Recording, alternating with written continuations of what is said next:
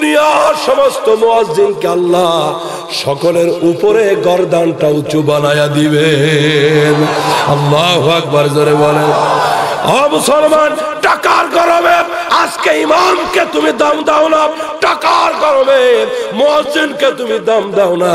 তুমি বড় চেয়ারম্যান হতে পারো, এমপি হতে পারো, মসজিদ কমিটির সভাপতি হতে পারো, কিন্তু কিয়ামতের ময়দানে মুয়াজ্জিনের দাম আছে না নাই? আল্লাহর নবী বলেন এইভাবে গর্দান উঁচু থাকবে, মুয়াজ্জিনদের ঘাড় আল্লাহ উঁচা করে দিবেন। तमाम হাশরবাসী বুঝতে পারবে দুনিয়াতে এরা মুয়াজ্জিন ছিল, আল্লাহর ঘরের দিকে মানুষকে ডেকেছে। জোরে জোরে বলেন সুবহানাল্লাহ, আরো জোরে সুবহানাল্লাহ। কাউকে অবজ্ঞা করব না ইনশাআল্লাহ, আরো জোরে বলেন ইনশাআল্লাহ। আলেমদেরকে ভালোবাসবো, ইমামদেরকে ভালোবাসবো, মুয়াজ্জিনদেরকে ভালোবাসবো। আল্লাহ কবুল করুক, আমিন। সম্মানিত ভাইরা আমার, বেলালের নামটা এত বড় ছিল না, কিন্তু বেলালের ঈমানটা মজবুত ছিল, আমলটা ভালো ছিল। এই জন্য ছোট্ট নামটা জান্নাতের খাতায় লিখে দিয়েছেন কে? আরো জোরে বলেন কে? আল্লাহ পাক ঈমান আমল হওয়া ওলা হওয়া তৌফিক দিক, জোরে বলুন আমিন। ওই কোরআনের ভিতরে যেই কোরআন আমাদের আলোক বর্তিকা, যেই কোরআন আমাদেরকে জান্নাতের রাস্তা দেখাবে, আল্লাহ রাব্বুল আলামিন ওই কোরআনের ভিতরে বলেন আলা ইন্না আউলিয়া আল্লাহি লা খাউফুন আলাইহিম ওয়ালা হুম ইয়াহজানুন। আচ্ছা, বেলালের আমলটা কি বলবো নাকি থাকবে? আমরাও বেলালের মতো আমলওয়ালা ইজ্জতওয়ালা হতে চাই না। রাসূল বলছে বেলাল কি আমল করো বলো? বেলাল কাঁদে, দুইটা চোখ থেকে টপ টপ করে পানি পড়ে বেলালের। ডেকে বলে ইয়া রাসূলুল্লাহ, আল্লাহ এত মর্যাদা দিয়েছে আমি বেলালকে, কিন্তু তেমন কোনো বড় আমল আমার নাই, তেমন কোনো বিশেষ কোনো আমল আমি করি না। তবে আমার খাস আমলের ভিতরে ওই আমলটা আমি করি গো নবীজি, আমি যখন ওযু করি, পবিত্র হই, আল্লাহর ঘর মসজিদে প্রবেশ করি, আমি 2 রাকাত তাহিয়াতুল ওযুর নামাজ ছাড়ি না। সুবহানাল্লাহ, জোরে বলেন। তাহিয়াতুল ওযু, ওযুর সম্মানার্থে, পবিত্রতার সম্মানার্থে 2 রাকাত নামাজ আমি ছাড়ি না। মসজিদে হোক ঘরে হোক, আমি ওযু করার পরে 2 রাকাত নামাজ আমি পড়ি। সুবহানাল্লাহ। কয় রাকাত? আরো জোরে, আরো জোরে। আমার ভাইয়েরা, আমার বন্ধুরা, শুধু 2 রাকাত নামাজ না, আল্লাহর হাবিব বলেন আল্লাহর কোন বান্দা বান্দি ওযুর পরে যদি আকাশের দিকে নজর করিয়া উপরের দিকে নজর করে যদি কালেমায়ে শাহাদাত পড়ে, আশহাদু আল্লা ইলাহা ইল্লাল্লাহু ওয়াহদাহু লা শারীকা লাহু ওয়া আশহাদু আন্না মুহাম্মাদান আবদুহু ওয়া রাসূলুহু। আল্লাহর নবী বলেন ওযুর পরে কেউ যদি উপরের দিকে নজর করে কালেমায়ে শাহাদাত পড়তে পারে, আল্লাহ পাক তার জন্য জান্নাতের 8টা দরজা খুলে দিবেন। জোরে বলেন না সুবহানাল্লাহ। বাজান, 2-1টা আমলের কথা বললে কি আপনার রাগ হবেন? তাহলে ওযুর পরে কয় রাকাত নফল নামাজ? আরো জোরে বলেন। ওযুর পরে কালেমায়ে শাহাদাত পড়তে তেমন বেশি সময় লাগবে না, বিনিময়ে 8টা জান্নাতের মালিক বানায় দিবেন কে? আরো জোরে। শুধু তাই নয়, নাসাই শরীফের আরেকটি হাদিস শোনেন। আল্লাহর নবী বিশ্ব নবী বলেন আল্লাহর কোন বান্দা বান্দি ওযুর শুরুতে যদি বিসমিল্লাহ বলে, কি বলে? আরো জোরে, জোরসে বলো, কি বলে? ওযুর শুরুতে যদি বিসমিল্লাহ বলে আর ওযুর পরে যদি আলহামদুলিল্লাহ বলে, আওয়াজ কষ্ট হবে আমল করতে। খুব ছোট্ট ছোট্ট আলোচনা। আরে এই ছোট্ট আমলগুলি কিয়ামতের ময়দানে হতে পারে মিজানের পাল্লা পূর্ণ করে আমার মালিক সওয়াব দেবে, ঠিক কিনা? আল্লাহর হাবিব বলেন ওযুর শুরুতে বিসমিল্লাহ পড়বে আর ওযুর পরে আলহামদুলিল্লাহ পড়বে। যদি শুরুতে বিসমিল্লাহ শেষে আলহামদুলিল্লাহ পড়তে পারে, এই বান্দা বান্দির যতক্ষণ ওযু থাকবে, পবিত্রতা যতক্ষণ থাকবে, রহমতের ফেরেশতারা আমল নামায় নেকি লিখতে থাকবে। আল্লাহ তুমি আমল করার তৌফিক দাও, জোরে বলেন আমিন। কবরে কিন্তু আমল ছাড়া টাকা পয়সা যাবে না, ঠিক কিনা? বাড়িওয়ালার বাড়ি থাকবে, ওয়ালা থাকবে না, গাড়িওয়ালার গাড়ি থাকবে, ওয়ালা থাকবে না, ঠিক কিনা? আরো জোরে বলেন। থাকবে কেবলমাত্র কে? কুল্লু মান আলাইহা ফান ওয়া ইয়াবকা ওয়াজহু রাব্বিকা যুল জালালি ওয়াল ইকরাম। সকলে পড়েন ফাবিআইয়ি আলাই রাব্বিকুমা তুকাদ্দিবান। থাকবে কেবলমাত্র কে? বাড়িওয়ালার বাড়ি থাকবে, ওয়ালা থাকবে না, গাড়িওয়ালার গাড়ি থাকবে, ওয়ালা থাকবে না, ঠিক কিনা? আমাকে একটা লোক দেখান এই মঞ্চে, এই প্যান্ডেলে, হুজুর আমি মরবো না, আজরাইল আমারে খুঁজে পায় না, একটা লোক হাত দেখা। হালকা তুলছিল, তাড়াতাড়ি নামায় ফেলছে। বাঁচার কোন উপায়? আরো জোরে বলেন, একটু বলেন না আমার সাথে। বাড়িওয়ালার বাড়ি থাকবে, ওয়ালা থাকবে না, গাড়িওয়ালার গাড়ি থাকবে, ওয়ালা। চেয়ারম্যানের চেয়ার থাকবে, চেয়ারম্যানের চেয়ার থাকবে, ম্যান থাকবে না, ভ্যানওয়ালার ভ্যান থাকবে, ওয়ালা থাকবে না, ঠিক কিনা? আরো জোরে গান। আল্লাহর হাবিব বলেন কবর পর্যন্ত তিনজন যায়। কোন ব্যক্তি মারা গেলে কবর পর্যন্ত তিন ব্যক্তি যায়, তিনজন যায়। তার সন্তানাদি যায়, তার টাকা পয়সা যায়, তার আমল যায়। দুইজন বাড়িতে ফিরে আসে, একজন কবরে যায়। যেই দুইজন কবরে যায় না, বাড়িতে রিটার্ন করে, সম্পদ তার কবরে যাবে না, সন্তানাদি কবরে যাবে না, কিন্তু কেবলমাত্র আমল তার কবরে যাবে। এই জন্য নামাজের পরে, ওযুর পরে ছোট্ট ছোট্ট আমল যেগুলি আছে, মালিক আমাদেরকে আমল করার তৌফিক দাও, জোরে বলেন আমিন। আরো জোরে বলেন আমিন। আমার ভাইয়ের, আমার বাবাজিরা, আল্লাহ রাব্বুল আলামিন বলেন আলা ইন্না আউলিয়া আল্লাহি লা খাউফুন আলাইহিম ওয়া লা হুম ইয়াহজানুন। আমার দিকে লক্ষ্য করেন, আল্লাহ পাক বলেন কোনো ভয় নাই, কোনো চিন্তা নাই।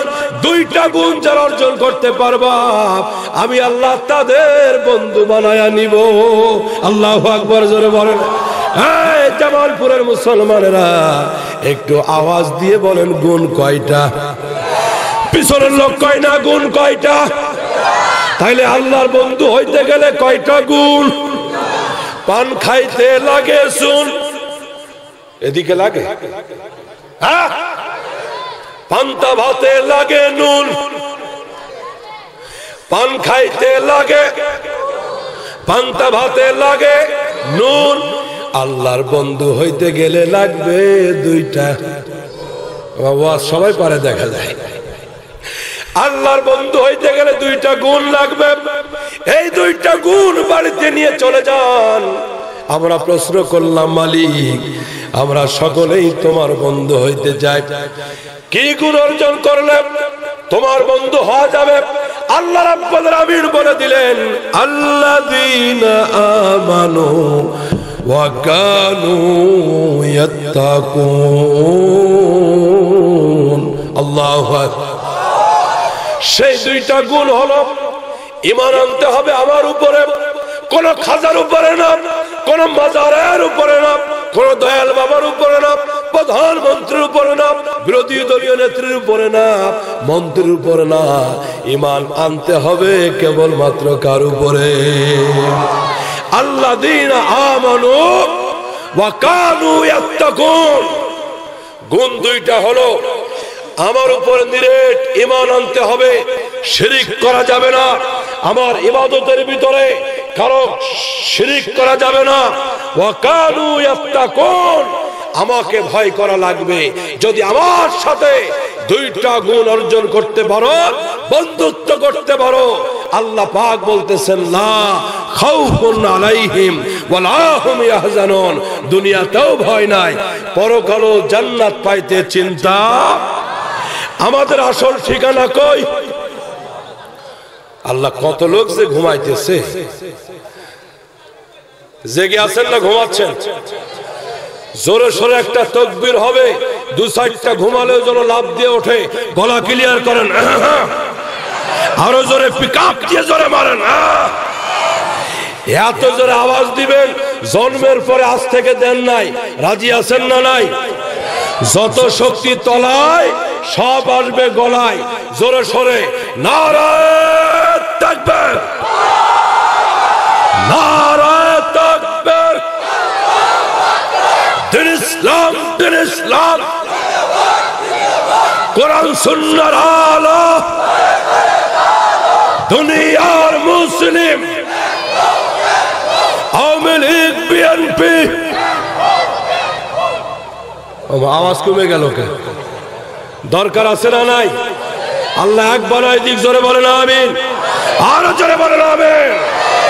সম্মানিত ভাইরা আমার, আল্লাহর জান্নাত আমরা চাই কি চাই না? আমাদের সকলের আসল ঠিকানা জান্নাত কি?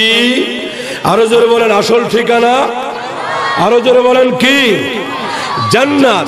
তাইলে জান্নাতি হতে গেলে, আল্লাহর প্রিয় বান্দা বান্দি হতে গেলে প্রধানত দুইটি গুণ। আল্লাযীনা আমানু, ঈমান আনতে হবে আল্লাহর উপরে, প্রকৃত মুমিন হতে হবে। ওয়া কানু ইয়াত্তাকুন, কেবল মাত্র ভয় করব কাকে? আরো জোরে বলেন কাকে? আমার সম্মানিত ভাইরা, কোন ব্যক্তি যদি ঈমানওয়ালা হয়, আল্লাহর কোন বান্দা বান্দী যদি ঈমান এবং তাকওয়ার গুণ অর্জন করতে পারে, ওই মানুষটা ধোঁকার ভিতরে পড়বে না, নাফরমানি করবে না, আল্লাহ পাকের নাফরমানি করবে না। কারণ তাকওয়া হলো আল্লাহ ভীতি, তাকওয়া হলো খোদা ভীতি। লক্ষ মানুষের সামনে দূরের কথা, একাকী রাতের অন্ধকারেও নাফরমানি করবে না। কারণ সে জানে দুনিয়ার কেউ আমারে দেখে না, দেখে আমারে কে? আরো জোরে বলেন কে? আমিরুল মুমিনিন, খলিফাতুল মুসলিমিন হযরত ওমর হলেন তিনি মদিনার খলিফা। আইন পাশ করেছেন মদিনায়, কেউ যেন দুধের ভিতরে পানি মিশাবে না। এই দুধের ভিতরে পানি মেশানোর কারবার জামালপুরে আছে না? না, হালকা আছে। সব জায়গায় ভেজাল আছে না? নাই। রাসূলুল্লাহ বলেছেন, ভালো করে শুনুন, শুধু মিষ্টি মিষ্টি ওয়াজ শুনলে হবে না, কিছু তিতা কথাও নিয়ে যেতে হবে, ঠিক কিনা? বিশ্বনবী বলেছেন, মান গাশশানা ফালাইসা মিন্না, যে ব্যক্তি কাউকে ধোঁকা দেয়, ভেজাল বিক্রি হোক, ভেজাল কথা হোক, মিথ্যার মাধ্যমে হোক, যে ব্যক্তি কাউকে ধোঁকা দিবে, আমার প্রকৃত উম্মত সে হতে পারবে। এখন সবকিছুতে ভেজাল আছে না নাই? চাউলে ভেজাল, ডাউলে ভেজাল, খাদ্যে ভেজাল, ভেজাল খেয়ে খেয়ে মারা যাচ্ছে, ঔষধ খেয়ে ভেজাল, ঔষধ খাবে তাতেও ভেজাল আছে না নাই? মাঝে মাঝে পেপার পত্রিকায় দেখি র্যাবের সদস্যরা ভেজাল ঔষধের কারখানা আটক করেছে। তাইলে কত দূর গেছে আমাদের চরিত্র? আল্লাহ আমাদেরকে মাফ করো। কাক ভেজাল আছে না নাই? এক লোকে মনে মনে সিদ্ধান্ত নিল, এই দুনিয়াতে আর বাঁচবো না, থাকবো না। তো কি করা লাগবে? আত্মহত্যা করা লাগবে। আত্মহত্যা করা হারাম না সুন্নাত? জোরে বলেন। মারাত্মক কবিরা গুনাহ। এই পাপের কাছেও যেন আল্লাহ আমাদেরকে না নেয়। জোরে বলেন আমিন। আরো জোরে আমিন। এখন প্রায় প্রায় পত্রিকায় দেখি মার উপরে অভিমান করে মেয়ের আত্মহত্যা, আছে না? স্বামীর উপরে রাগ করে বিবির আত্মহত্যা। ও জামালপুরের মুসলমান, রাসূল বলেছেন, বুখারীর হাদিস, যে ব্যক্তি নিজের প্রাণকে হত্যা করলো এই প্রাণের মালিক কে? আল্লাহর হাবিব বলেন, সাবধান হন, সতর্ক হন। কোন ব্যক্তি যদি আত্মহত্যা করে, নিজের জীবনটাকে নিজেই শেষ করে দেয়, সে যেইভাবে নিজেকে হত্যা করবে, ছুরি দিয়ে হোক, আগুনে পোড়ায়া হোক, যেভাবে হত্যা করবে, কিয়ামত পর্যন্ত ওইভাবে আল্লাহ পাক তাকে শাস্তি দিতে থাকবেন। আল্লাহ আমাদেরকে হেফাজত করুক। জোরে বলেন আমিন, আরো জোরে। ওই লোক আল্লাহর বান্দা মনে মনে সিদ্ধান্ত নিল দুনিয়াতে থাকবো না, আত্মহত্যা করব। এখন বাজার থেকে রশি একটা এনে সিলিং ফ্যানের সাথে ভালো মতো কষে বেঁধে গলার ভিতরে পরায়া ঝুলে পড়েছে। ওমা 10 মিনিটও পার হয় নাই, 3 মিনিটের মাথায় কটাস করে রশি গেছে ছিঁড়ি। রশি গেছে, চাইছিল মরবো, কিন্তু রশি গেছে। রাগ করে বলছে, রশি তো ভেজাল, গলায় দড়ি দিয়েও শান্তি নয়। ভেজাল আছে না? নাই। রশি দিয়ে হবে না। পরের দিন কীটনাশক খেতে দেওয়া। ওই যে গেটে কত ভাই আমার দাঁড়ানো, আমার ভাইরা একটু বসা যায় না কষ্ট করে? এই যে অল্প সময়, আর 10-15 মিনিট। আমি যুবক ভাইদেরকে বলছি, যুবক সোনা ভাইরা, জায়গা আছে এখন, আপনারা একটু বসে যান। আল্লাহ তুমি ভাইদেরকে কবুল করো। জোরে কনা আমিন, আরো জোরে আমিন। রাস্তাঘাটের সব ভাইদেরকে বলবো, মোনাজাতের আগে সকলে চলে আসুন। মুরগির ডিম তাওয়া দেয়, মুরগির নিচে বাচ্চা ফুটাবার জন্য 20টা ডিমের 20টাতে বাচ্চা হয়। গাঞ্জা, গাঞ্জা না গাঞ্জা? গাঞ্জা। এক দেশের গালি আর এক দেশের বলি, কয় গাঞ্জা হয় মানে নষ্ট হয় নাকি? আমি ময়মনসিংহ 30 সালে যখন প্রথম মাহফিলে আসছি, মানে ময়মনসিংহ জামালপুরে ঢুকি নাই, তো ভাষাও বুঝি না। তো আমার যাওয়ার পরে কয়, হুজুর আপনারা খেলা খেলা আইসুন। তো আমি ভাবলাম হয়তো প্রশ্ন করছে, রুটি কলা পাউরুটি খাইছুন এইসব হয়তো। বললাম এখন কিছু খাবো না, অনেক কিছু খাইছি। কয় হুজুর রুটি কলা খাইছুন তা বলি না, খেলা খেলা আইসুন মানে কে কে আসছেন তাই জিজ্ঞেস করি, কে কে আসছেন তাই জিজ্ঞাসা করি। আচ্ছা, ওয়াজের পরে খাওয়া দাওয়া কমপ্লিট। এক চাচাই কয়, হুজুর কাইসুন লইছুন এলা টিক মারা হুইত্তা থাউইনজে। কি থাউইনজে? হুইত্তা থাউইনজে। শুয়ে থাকে, আরাম করেন। এক দেশের গালি আর এক দেশে। আমরা পানের বলি পান, নোয়াখালীতে কয় হান। কি কয়? আমরা বলি পানি, ওরা বলে। নোয়াখালী এখনো আছে, দেখা যায় 2-1টা। তাহলে এক দেশের গালি আর এক দেশের বলি আছে না নাই? ওই পুরান ঢাকা আছে আমাদের ঢাকায়, পুরান ঢাকার লোকেরা কথায় কথায় হালা বলে, হালা মানে শালা বলে। এটা আমাদের কাছে একটু বাজে শোনা যায়, ঠিক না? কিন্তু ওদের কাছে ন্যাচারাল ভাষা এটা। তো সকালবেলা বাপ বেটা 2 জন মিলে লাগছে ঝগড়া। পুরান ঢাকার কথা কই, জামালপুরের কথা না। বাপ ছেলেকে বলছে, বাজে কয়টা? আবে হালাই পোলা ওহনের দোকানে যাস না কেন? ছেলে বলছে যাইতেছি। বাপে হালাই এত চেতেন কেন? তো নতুন জামাই, মনে করেন জামালপুর বক্সিগঞ্জ বাড়ি, ওই পুরান ঢাকায় বিয়া করছে। নতুন শ্বশুর বাড়ি গিয়ে দেখে বাপ বেটা 2 জন হালাহুমন্দি করে গালাগালি করে। জামাই কাছে গিয়ে বলছে, আব্বাজান এই সকালবেলা বাপ বেটা গালিগালাজ করে, একটু খারাপ শোনা যায়। শ্বশুর কয়, আমগো ভিতরে জামাই হালাই তুমি ঢুকলা কেলা? আমগো ভিতরে জামাই হালাই তুমি ঢুকলা? তো এক দেশের গালি আর এক দেশের বুলি। মুরগির ডিম কিন্তু সবগুলি বাচ্চা ফুটে না, কিছু কাঞ্জা। আটু জোরে কর, নষ্ট হয় কি হয় না? যারা প্যান্ডেলের বাইরে এখনো আমি তাদেরকে বিনয়ের সাথে বলতেছি, একটু পরে মোনাজাত হয়ে যাবে। আসুন আজকের এই পবিত্র সময়টা জান্নাতের বাগানে কাটাই। যারা ভলান্টিয়ার আছে একটু আদর করে করে ভিতরে ঢুকাই দাও। আজকে চোখের পানি ছেড়ে কান্না করে বাবা মা দাদা দাদির জন্য দোয়া করে বাড়ি যাব ইনশাআল্লাহ। জোরে বলেন ইনশাআল্লাহ। তাহলে কেবলমাত্র আমল কবরে যাবে, সন্তান যাবে না, সম্পদ যাবে না, কিচ্ছু যাবে না। আমল আমাদের দরকার আছে না নাই? ও নাংলার ভাইরা, আল্লাহর বন্ধু হইতে গেলে গুণ কয়টা? একটু জবান খুলে বলেন কয়টা? সম্মানিত ভাইরা আমার, আল্লাহর বন্ধু যদি হইতে পারি, কিয়ামতের ময়দানে কোনো চিন্তা থাকবে না, কোনো টেনশন থাকবে না।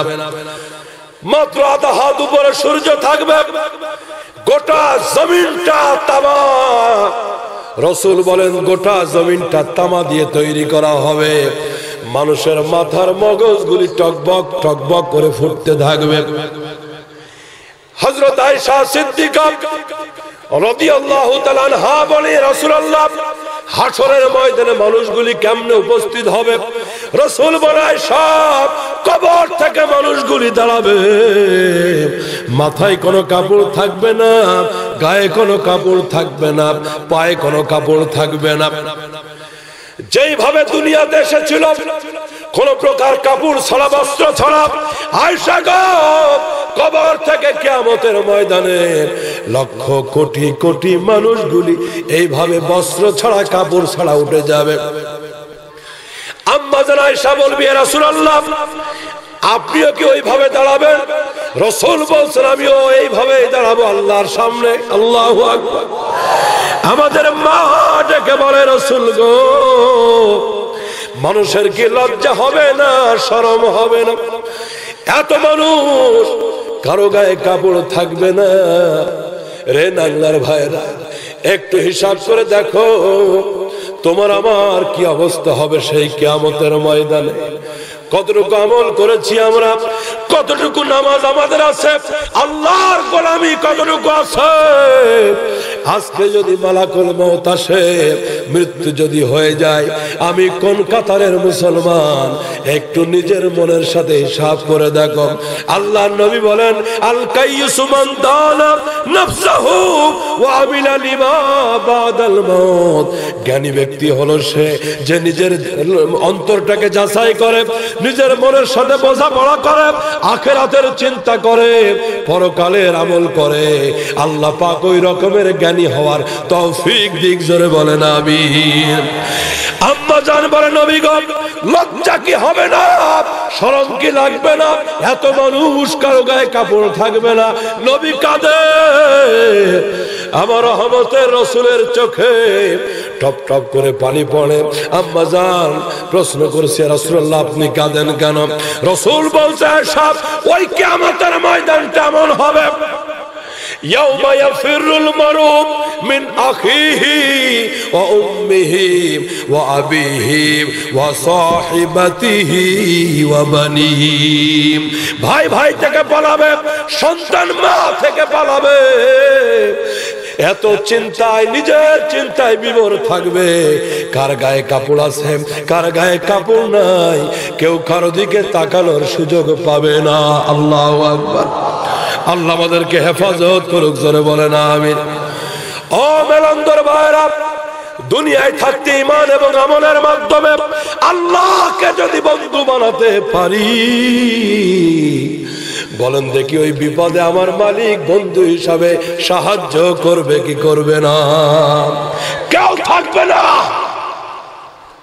ও যুবকেরা, যে বিবির মহব্বতে আজকে নবীর দাড়ি রাখতে পারো না, যে বিবির কারণে নবীর সুন্নতে তুমি চাকু লাগাও, ফুল লাগাও, আল্লাহর কসম যুবক রে, ওই বিবি কিন্তু তোমার পরিচয় দিবে না।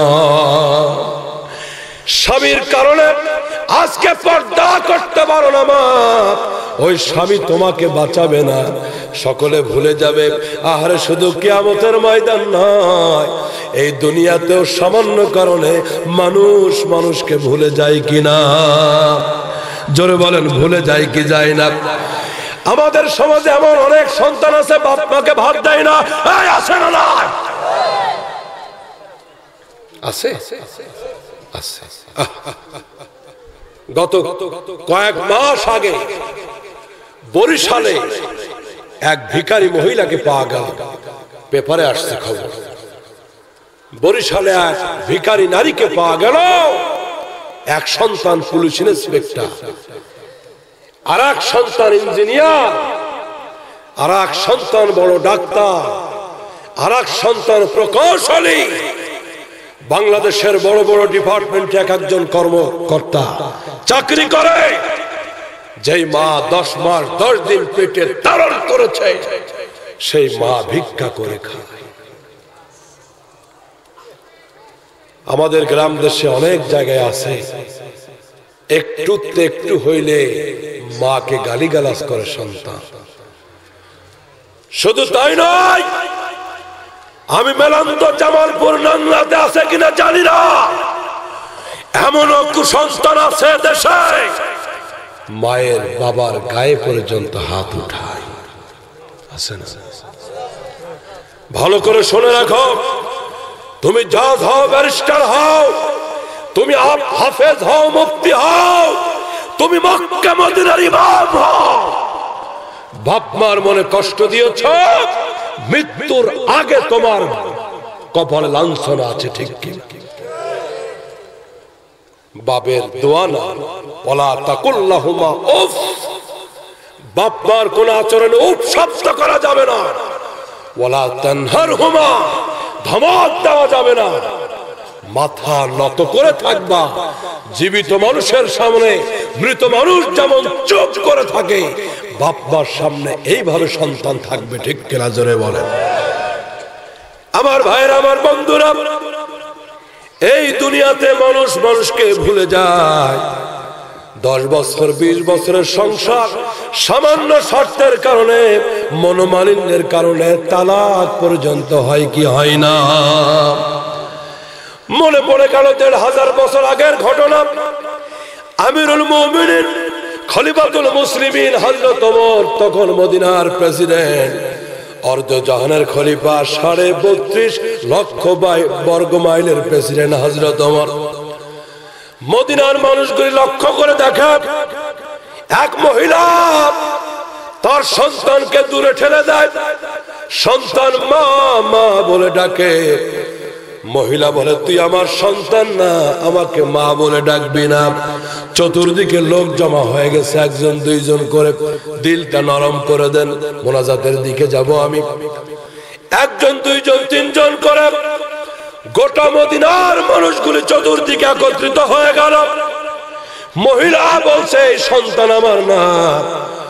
আর ওই সন্তান বলছে, মদিনার মানুষের, আরে আমার মা কেন আমাকে পরিচয় দেয় না? তোমাকে আমার মায়ের সাথে তোমরা মিলাইয়া দাও। মা যদি আমাকে দূরে ঠেলে দেয়, কে আদর করে ঘুম পাড়াবে? কে আদর করে খাওয়াইয়া দিবে, গোসল করাবে? আমার মা ছাড়া আমার এত আদরের পৃথিবীতে আর কেউ নাই।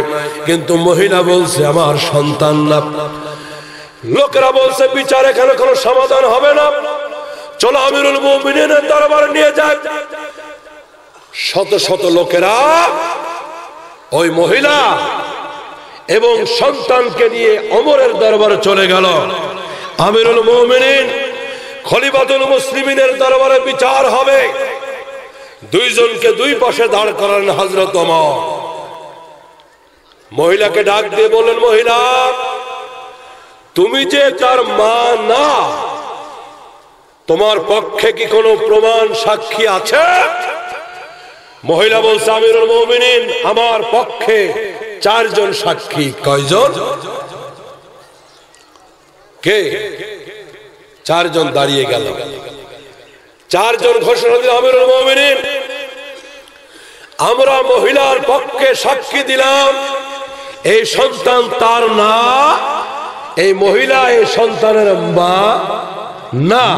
ভালো করে বুঝবেন, মহিলার পক্ষে সাক্ষী। আরো জোরে।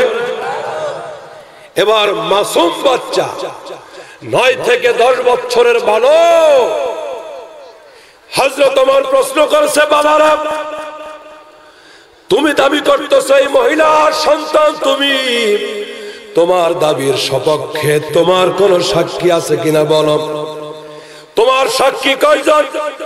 যুবক কাঁদে, ওই ছোট্ট তরুণ ছেলেটা কাঁদে, চোখ থেকে টপ টপ করে পানি পড়ে।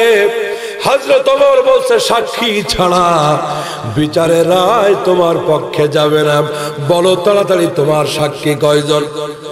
কাঁদতে কাঁদতে কাঁপা কাঁপা কণ্ঠে বালক ছেলেটা ডান হাতের শাহাদত আঙ্গুলি আকাশের দিকে তুলে দিয়ে বলছে, আমিরুল মুমিনিন, দুনিয়ার সাক্ষী আমার পক্ষে কেউ না, আরশের মালিক আল্লাহ আমার সাক্ষী।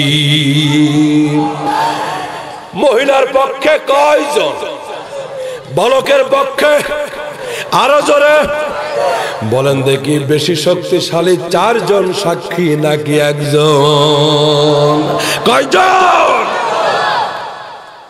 কিন্তু দুনিয়ার বিচার, এখানে দুনিয়ার সাক্ষী লাগবে। আমিরুল মুমিনিন খলিফাতুল মুসলিমিন হযরত ওমর বলছেন, বিচার যেহেতু দুনিয়ার সাক্ষী তোমাকে উপস্থিত করা লাগবে। বালক বলছে, আমিরুল মুমিনিন তাহলে আমাকে মাফ করে দিবেন, আল্লাহ ছাড়া এই জাগতিক দুনিয়ার কোন সাক্ষী আমার পক্ষে নাই। রায়টা মহিলার পক্ষে চলে গেল। বিচার যেহেতু দুনিয়ার সাক্ষী তার দিকে বেশি, রায়টা মহিলার পক্ষে গেল, বালকের বিরুদ্ধে গেল। ছোট্ট বালক মিথ্যা দাবিদার প্রমাণিত হলো। হযরত ওমর রাগী মানুষ, লৌহ মানব, এত রাগী। রাসূল বলেছেন, শয়তান যদি আমার ওমরকে দেখে রাস্তা ছেড়ে অন্য পথে পালিয়ে যায়। এত মর্যাদা ওমরের, এত রোগ তার ভিতরে। বেত হাতে দেওয়া হলো ওমরের। ওই মাসুম নাবালক বাচ্চার পিঠে যখন ওমর বেত লাগাইতে যাবে, আমার বন্ধুগণ, এমন মুহূর্তে ঘরের ভিতরে বিচারালয়ে ওই দরবারে প্রবেশ করলো এমন একজন ব্যক্তি যাকে বলা হয় আসাদুল্লাহিল গালিব, হযরত আলী। আল্লাহু আকবার। হযরত আলী ওইখানে ঢুকে পড়েছে। ওমরের সামনে গিয়ে বলছেন, হযরত আলী আমিরুল মুমিনিন, এই বিচার সম্পর্কে আমার কানে গেছে খবর। আপনি বিচার করে ফেলেছেন, ভালো কথা, তবে আপনি অনুমতি দিলে আমি এই বিচারের একটা সানি করতাম। কি করতাম? আমি আরেকটু জাস্টিফাই করতাম, দেখতাম ভিতরে কোনো ব্যাপার স্যাপার আছে কিনা। আমার ভাইয়েরা, হযরত আলী ছিলেন বড় কাজী, বিচারক, বিচক্ষণ ব্যক্তি, ইলমওয়ালা, অনেক জ্ঞানী মানুষ। তিনি এত জ্ঞানী ছিলেন, রাসূল বলেছেন, আনা মদিনাতুল ইলমি ওয়া আলীজুন বাবুহা, আমি হলাম জ্ঞানের সাগর, জ্ঞানের শহর। ওই শহরে ঢোকার দরজা আমার আলী। বলেন সুবহানাল্লাহ। আরো জোরে কোন সুবহানাল্লাহ। উপস্থিত জ্ঞান খুব বেশি ছিল হযরত আলী, পটপট করে জবাব দিতে পারতেন, কেউ তাকে আটকাতে পারত। আমার ভাইয়েরা, আমার বন্ধুরা, কেমন জ্ঞানী ছিলেন হযরত আলী। নবীজি সাহাবীদেরকে নিয়ে খেজুর খাইতেছেন একই মজলিসে। ওই মজলিসে নবীর জামাই হযরত আলীও বসা। আল্লাহর নবী সাহাবীদের সাথে খেজুর খেতে খেতে খেজুরের বিচিগুলি, আটিগুলিও হযরত আলীর প্লেটে রাখতেছেন। জামাই শ্বশুর, আর নবীর চরিত্র কি সুন্দর। বন্ধুর সাথে কেমন রসিকতা করবে, আনন্দ করবে, সেই আদর্শ নবীর ভিতরে আছে না নাই? হযরত আলী একদিক দিয়ে জামাই, আর একদিক দিয়ে আপন চাচতো ভাই। খেজুরের বিচিগুলি সব আলীর প্লেটে। খেজুর খাওয়া কমপ্লিট হয়ে গেল। নবীজি সাহাবীদেরকে ডাক দিয়ে বলছেন, সাহাবীরা, আজকে দেখো তো তোমাদের ভিতরে সব থেকে বেশি খেজুর কে খেয়েছে। নবীর সাহাবীরা এদিকে ওদিকে লক্ষ্য করে দেখে সকলের প্লেটে যেই পরিমাণ খেজুরের বিচি, নবীর জামাই আলীর প্লেটে তার ডবল বিচি। সিঙ্গেল নাকি ডবল? জামাই শ্বশুরেরটা এক প্লেটে ডবল হয়ে গেছে। সাহাবায়ে কেরাম বলছে, রাসূলুল্লাহ, সকলের প্লেটে যেই পরিমাণ বিচি, আপনার জামাই আলীর প্লেটে তার ডবল বিচি। মনে হয় আপনার জামাই আজকে দুপুর বেলা ভাত টাত খায় নাই। হযরত আলী বুঝতে পেরেছেন রাসূল আমাকে লজ্জা দিচ্ছেন, একটু মজা করতেছেন। আল্লাহু আকবার। সাহাবীদের সামনে আমাকে একটু লজ্জা দিচ্ছেন আল্লাহর নবী। কিন্তু হযরত আলীও তো কম না। হযরত আলী ডাক দিয়ে বলছেন, নবীর সাহাবীরা, প্লেটের ভিতরে বিচি যদি বেশি থাকে আর যদি প্রমাণিত হয় সে বেশি খেজুর খাইছে, এবার একটু তোমরা তাকায় দেখো তো কার প্লেটে বিচি নাই, বিচি সুদ্ধা খাইছে কে? মারহাবা জোরে বলেন, আরো জোরে বলেন। নবীর সাহাবীরা তাকায় দেখে নবীর প্লেটে বিচি, আরো জোরে। রাসূলের প্লেটে একটা বিচি নাই। নবীজিও চাদর মুখে দিয়ে মুস্কি মুস্কি হাসে, জামাই হাসে, সাহাবীরা হাসে। হাদিসটি শুনিয়া আপনারাও হাসলেন। মালিক তুমি আমাদেরকে নবীর আদর্শে আদর্শবান বানাও, আমাদেরকেও হাসতে হাসতে জান্নাতি বানাও। জোরে কোন আমিন, আরো জোরে বলেন আমিন। হযরত আলীর জ্ঞান বেশি নাকি কম? আমিরুল মুমিনিনের বিচারটা আমি সানি করব, সুযোগ দেন। হযরত ওমর বলছে, আপনি হলেন কাজী, বিচক্ষণ জ্ঞানী ব্যক্তি, এই বিচারটা আপনি আবার করতে চান, অনুমতি দেওয়া হলো। মারহাবা। হাজার হাজার মানুষ চতুর্দিকে। হযরত আলী বলছে, মহিলা তুমি কি আসলে মা? মহিলা কয় না। এই বেটা, তুই কি মহিলার সন্তান? জি, আমি তার সন্তান, সে আমার মা। কিন্তু মহিলা বলছে মা। হযরত আলী বলছে, মহিলা, এই মুহূর্তে আমি যদি বলি এই সন্তানটা আমার, তার বাবাও নাই, তুমি দাবি করছো তুমি তার মাও না, আজ থেকে আমি ঘোষণা করলাম নবীর কলিজার টুকরা মেয়ে আমার স্ত্রী হাসান হোসেনের মা এই ছেলের মা। জান্নাতের সরদারিনী ফাতেমা আজ থেকে এই সন্তানের মা, আমি আলী তার বাবা। সুবহানাল্লাহ। বিশ্বনবী তার নানা হয়ে গেল, আজ থেকে আমি তার বাবা। তুমি কি চাও আমার পুত্রবতী হতে? কে বলতেছে? বিচার প্যাস লাগায় না। আলী বলছে মহিলাকে, তুমি কি চাও আমার পুত্রবধূ হতে? মহিলা বলছে, তাহলে তো সৌভাগ্য আমার। মহিলা ভাবছে হাসান হুসাইন দিবে মনে হয়। এই মহিলা, আমি আলী তার বাবা, যেহেতু তুমি তার মা না, শরিয়াতে তোমার সাথে বিবাহ হইতে তার কোনো বাধা নাই, যেহেতু তোমার দাবিতে তুমি তার মা না। আমি তার বাবা, আমি আমার সন্তানের পক্ষ থেকে তোমার কাছে বিয়ের প্রস্তাব দিলাম। বলো তুমি এই ছেলের সাথে বিয়েতে রাজি হও কিনা, তাহলে নবীর পরিবারের সদস্য হয়ে কিয়ামতে উঠবা। বলতে দেরি হয়েছে, হযরত আলী মহিলার চেহারা লাল হয়ে গেল, চোখ থেকে টপ টপ করে পানি পড়তেছে। মহিলা ডেকে বলছে, আলী গো, নবীর পরিবারের সদস্য হওয়া পরম সৌভাগ্যের ব্যাপার, কিন্তু এই পদ্ধতি ছাড়া অন্য পদ্ধতিতে কি বানানো যায় না? হযরত আলী বলে, না, আমার এই সন্তানকে বিয়ে করে তোমার বউ হওয়া লাগবে। মহিলা বলছে, না, পেটের সন্তানকে কে বিয়ে করবে? আল্লাহু আকবার। আলী গো, আমি তো মা, 10 মাস 10 দিন পেটে ধারণ করেছি আমি তারে, ডেলিভারি করেছি আমি তারে, আমি মা হইয়া আপন সন্তান কেমনে বিয়ে করব?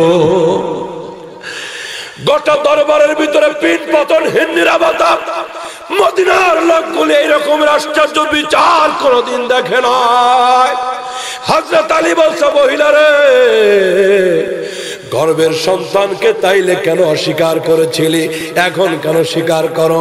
মহিলা বলছে, তার কারণ হলো যুদ্ধের ময়দানে আমার স্বামী শহীদ হয়ে গেছে, আমার যৌবন এখনো খতম হয়ে যায় নাই। এই দুনিয়ার জিন্দগিতে আমার একটা স্বামী দরকার, কিন্তু নতুন বিয়ে বসতে গেলে এই সন্তানের কারণে কেউ বিয়ে করতে রাজি হয় না। একটা নতুন স্বামীর জন্য, নতুন ঘরে যাওয়ার জন্য, আমার স্বার্থের জন্য আমি মা আমার কলিজার টুকরা সন্তানকে অস্বীকার করেছি। আমাকে মাফ করে দেন, যে শাস্তি আমাকে দেন। আমার ভাইয়ের, আমার বন্ধুরা, সামান্য স্বার্থের কারণে দুনিয়ার জীবনে মা সন্তানকে, সন্তান মাকেও ভুলে যেতে পারে কি পারে না? ইয়াউমা ইয়াফিরুল মারউ মিন আখিহি ওয়া উম্মিহি ওয়া আবিহি ওয়া সাহিবাতিহি ওয়া বানি। আল্লাহ রাব্বুল আলামিন বলেন, সকলে সকল থেকে ভেগে যাবে, কিয়ামতের ময়দানে পালিয়ে যাবে, কিন্তু না, আলা ইন্না আউলিয়া আল্লাহি লা খাউফুন আলাইহিম ওয়া লা হুম ইয়াহজানুন। আমি আল্লাহ ঈমান এবং আমলওয়ালা বান্দা বান্দীদেরকে দুনিয়াতেও বন্ধু থাকবো, কিয়ামতে আমি আল্লাহ তাদেরকে ভুলে যাব না। সুবহানাল্লাহ। তাহলে আমরা আল্লাহর বন্ধু হতে চাই কি চাই না? আরো জোরে বলুন। আল্লাহ আমাদেরকে কবুল করুক। জোরে বলো না আমিন। আরো জোরে বলেন আমিন। মা বোনরা 4টি আমল করবে। জোরে বলেন কয়টা? যেভাবে তাল দিয়ে বসে আছেন, একটা লোকও মাথা নাড়ান না, চুপ করে বসে থাকবেন, কেউ উঠার চেষ্টা করবেন না। মা বোনদের জন্য 4টি আমল। কয়টি? আলোচনা শেষ। মা বোনেরাও কি আল্লাহর বন্ধু হবে না? জোরে বলেন। আমরা যেমন বান্দি, তারা, আমরা যেমন বান্দা, তারাও বান্দি। আমার মা বোনেরা আল্লাহর বন্ধু হতে গেলে, হযরত আসিয়ার মতো মুমিনা হতে গেলে 4টি আমল করবে। জোরে সরে কোন কয়টা? পিছন দিয়ে সবাই মিলে। প্রথম নম্বর আমল হলো, ইবনে মাজাহ এবং মুসনাদে আহমদের ভিতরে হাদিসটি এসেছে, আল মারাতু ইদা সাল্লাত খামসাহা ওয়া সামাত শাহরাহা ওয়া আহসানাত ফারজাহা ওয়া তাআত বালাহা ফালতাদখুল মিন আইয়ি আবওয়াবিল জান্নাতি শাআত আও কামা ক্বালা আলাইহিস সালাতু ওয়াস সালাম। আল্লাহর নবী বলেন, কোন মহিলা যদি 4টি আমল করে, প্রথম নম্বর আমল হলো 5 ওয়াক্ত নামাজ পড়বে। কয় ওয়াক্ত? আরো জোরে। 2 নম্বর আমল হলো রমজান মাসে রোজা রাখবে, ফরজ রোজাগুলি বাদ দিবে না। মাসিক হায়েজের কারণে যে কয়টা রোজা কাজা হবে, রমজানের পরে তাড়াতাড়ি আদায় করবে, কারণ মাসিক হইলে নামাজ মাপ আছে, রোজা মাপ। নামাজ সারা বছর আল্লাহ হালকা করে দিছে, রোজা মাসে কেবলমাত্র 1 মাস। এজন্য প্রতি মাসে যে মাসিকটা হয়, মা বোনদের মাসলাটা জানা থাকা ভালো। যদি রমজান মাসে কোনো মায়ের মাসিক আসে, 5 দিন 7 দিন যে কয়টা রোজা কাজা হবে, রমজানের পরে বেশি দেরি করবে না, আদায় করবে। আল্লাহ কবুল করুক। মাসলাটা ক্লিয়ার? নামাজ মাপ, রোজা। আল্লাহর হাবিব বললেন, প্রথম নম্বর আমল হলো 5 ওয়াক্ত নামাজ, দ্বিতীয় আমল হলো রমজান মাসে রোজা, 3 নম্বর আমল হলো সতীত্বের হেফাজত করবে, পর্দা ছাড়া বাইরে যাবে না, 4 নম্বর আমল হলো ওয়াতাত বালাহা, স্বামীর আনুগত্য করবে, স্বামীর উপরে কথা বলবে না, নেতৃত্বে চলবে স্বামীর, সম্মান 2 জনের সমান। এই 4টি আমল কোন মহিলা দুনিয়া থেকে করে যদি কবরে যেতে পারে, আল্লাহর নবী বলেন মরতে দেরি হবে, আল্লাহর জান্নাতের 8টা দরজা খুলতে দেরি হবে না। জোরে জোরে বলেন সুবহানাল্লাহ। আল্লাহ কবুল করুক, আমিন। এই মাদ্রাসাকে ভালোবাসবেন ইনশাআল্লাহ। আরো জোরে বলেন ইনশাআল্লাহ। প্রতি বছর এই মাহফিল চান তো ইনশাআল্লাহ? একটু তাকান তো, কি সুন্দর প্যান্ডেল করেছে তারা, স্টেজটা কত সুন্দর। জামালপুরে আরো বহু আসি, আমি প্রায় 12 বছর থেকে জামালপুরে আসি। এই রকমের এত সুন্দর আলোকময় সুসজ্জিত প্যান্ডেল কম দেখা যায়, আছে তবে কম। নাংলা জামিয়া ফারুকিয়া এই প্রতিষ্ঠান আপনাদের প্রাণের প্রতিষ্ঠান। এই প্রতিষ্ঠানে টাকা দিবেন, পয়সা দিবেন, যদি সম্ভব না হয় নিজের সন্তানকে দিয়ে আলেম বানাবেন। পারবেন? এবাজান পারবেন? আমি কিন্তু জেনারেল শিক্ষিত লোকের সন্তান। আমার বাবা, আমার আব্বা, তিনি একজন ইংলিশের প্রফেসর ছিলেন। গত বছর এই নভেম্বরের 15 তারিখে আব্বা ইন্তেকাল করেছেন। ইন্না লিল্লাহি ওয়া ইন্না ইলাইহি রাজিউন। আমার আব্বা ইংলিশের প্রফেসর ছিলেন ঢাকা মিরপুর, কিন্তু আমার বড় ভাইকে তিনি বানিয়েছেন হাফেজ মাওলানা, দেওবন্দ থেকে পড়েছে। আমার মেজো ভাই 2 নম্বরটা হাফেজ মাওলানা মুফতি দেওবন্দের আলেম। বাপ কিন্তু ইংলিশ টিচার, আমি গুনাহগার 3 নাম্বার, ইলম কালাম নাই।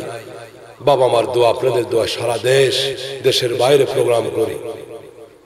এই 3 সন্তান ছেলে আমরা। আমার একমাত্র বোন, ওই বোনটাও কওমি মহিলা মাদ্রাসায় দাওরা পাস আলেমা।